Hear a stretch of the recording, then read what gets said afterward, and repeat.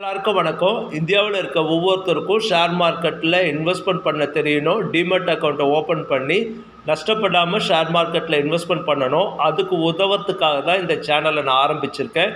அதனால் நீங்கள் எல்லாரும் என்னுடைய சேனலை சப்ஸ்கிரைப் பண்ணி உங்களுடைய ஆதரவை எனக்கு கொடுங்க.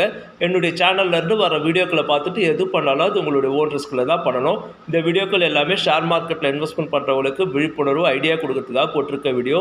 நீங்கள் இன்வெஸ்ட்மெண்ட் பண்ணுறப்போ உங்களுடைய ஃபினான்ஷியல் அட்வைசர் கிட்ட கன்சல்ட் பண்ணி இன்வெஸ்ட்மெண்ட் பண்ணுங்கள்.